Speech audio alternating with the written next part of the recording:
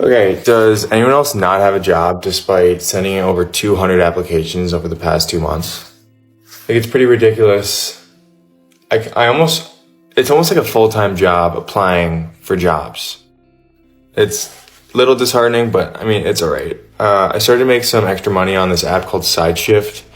Basically, they're just like part-time online gigs. I definitely recommend checking it out. Let's talk about school, the job market, and graduates not getting employed. Some people have the opinion that school is a scam. School is an institution set up to make money. Why do you think college is a scam? Half of this audience, if you get a job, will get a job that doesn't require a college degree. 41% of kids that enter college will not graduate. And the vast majority of kids, 60 to 70% that go to college, I believe study things that are completely worthless, meaningless, and don't enrich society at all. Is that the fault of the student or the college? Let's talk about the institution itself. So everyone in the audience here, how many of you have had to take classes that are a waste of time that you wish you didn't have to take, that are a waste of money, and that every single hand goes up? Look around, look around, look around, no, look around. They're scamming every kid in this audience. They are forcing them to take classes that make them poorer, that take up their time in order to get the credential. That is a institutional scam. And by the way, every other part of life is all about your own customization.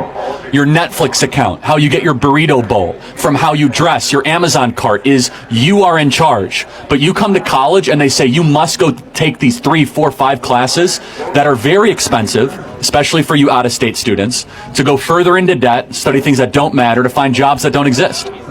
That sounds like a scam. College today feels like a setup for so many people. Not because education isn't valuable, but because the system has turned into a money-hungry maze. You walk into the campus full of hope, and before you even touch your dream job, you're drowning in debt. Students taking random classes that wouldn't even help them get hired in the future. Classes they are paying for. People are getting degrees just to be educated, because what we have currently, people are not getting employed by the degrees they got from university, from college. Degrees are not paying the bills. People are of the opinion that college is a trap dressed up as tradition. Let's have a look at the comment section. Trade school is the only school I'd pay for. My son is a nursing student. They are making him take 2 years of religious classes. Like, why? Is it going to assist him in nursing ethics? I'm just thinking. Please, if you know the importance of those classes in nursing, let me know in the comment section. Time is money. Huge Charlie Kirk fan. Went to college, make 120k in Ohio at 24. College worked for me. He's lucky. Still waiting for someone to tell me why I needed to take statistics, physiology, and even women's studies to get a nursing degree. It can be a scam, but a lot of jobs still look for college degree, and especially higher paying jobs. I don't think college is a scam. So what is the national graduation rate?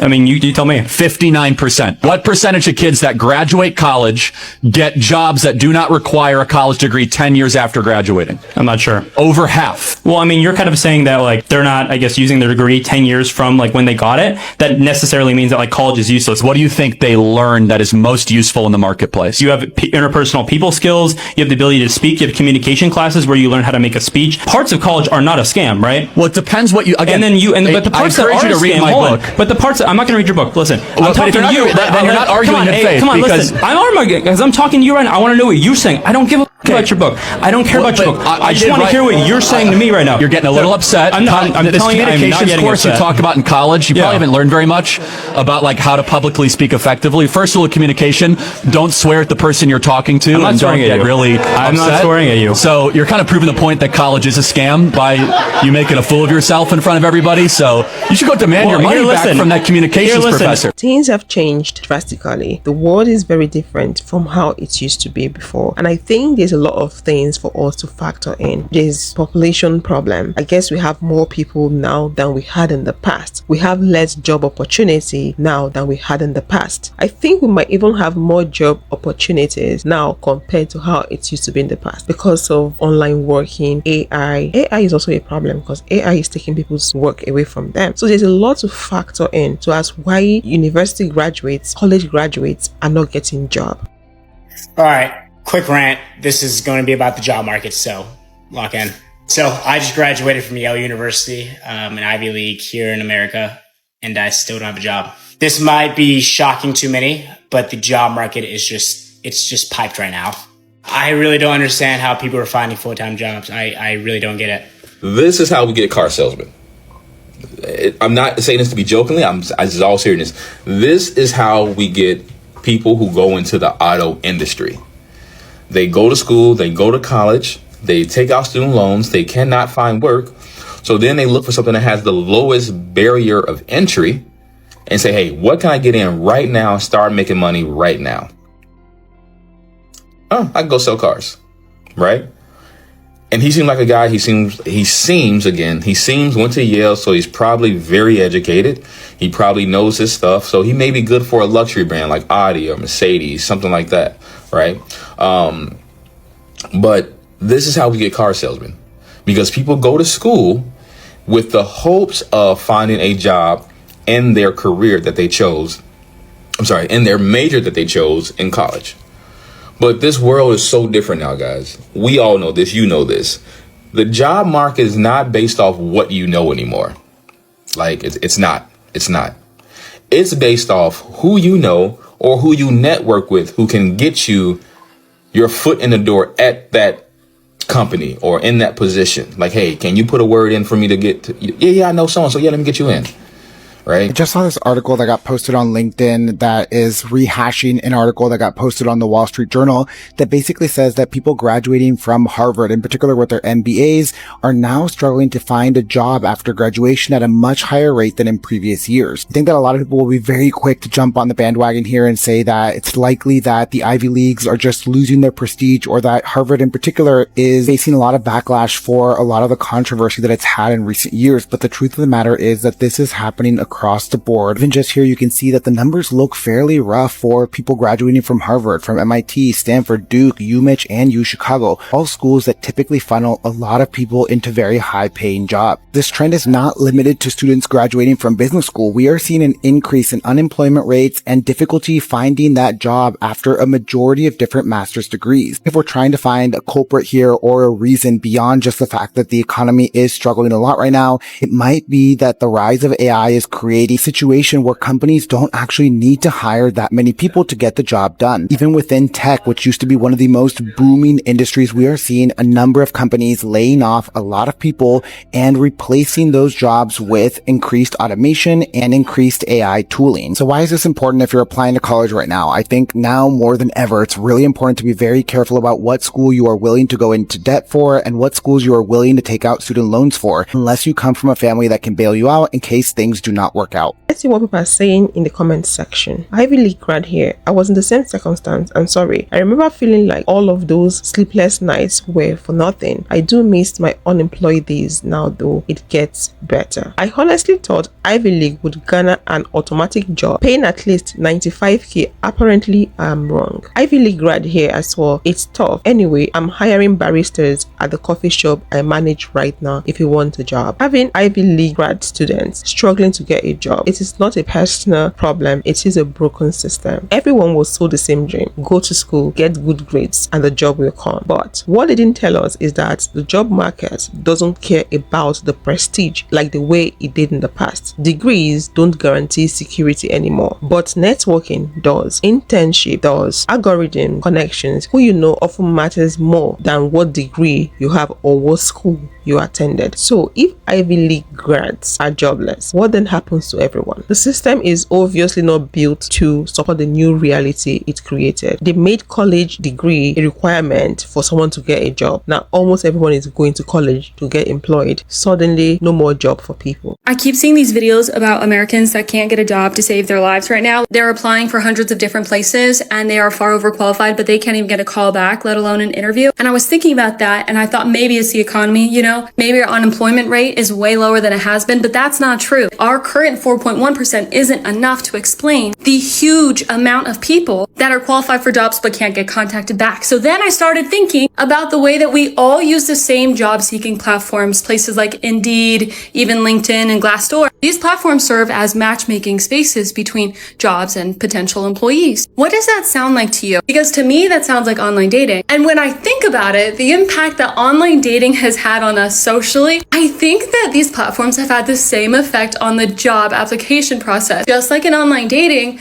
there's a lot of catfishing happening on these websites, like straight up scams, but also a lot of real employers that actually hire people aren't actively searching for a new employee despite having a job posting. And what does that do for the applicant? We can apply to tons and tons of jobs and have a very low success rate simply because there aren't as many real opportunities out there as we are led to believe. Honestly, there are a lot of applicants out there that aren't actually looking for a new job either, which makes it even easier for employers to go about their very unhinged ways of disqualifying applicants en masse. When it comes to dating and finding a partner, we have found that this tool, online dating, that was meant to connect you and provide you more opportunity to find better matches, has just become a way to feel that there's more out there.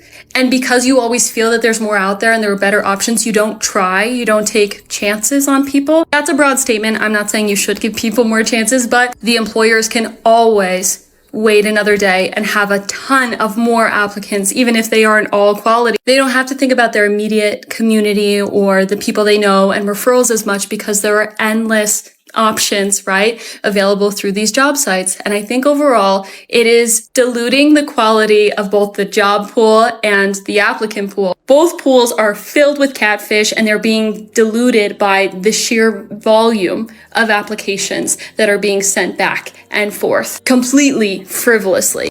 Jobs don't hire people. This needs to be talked about a lot more. How in the fuck are you gonna put, we're hiring all over your building, and then you're like, fuck it, let's put in an application. Go home, you're excited, you know, it looks like it's good pay, and boom, you submit the application.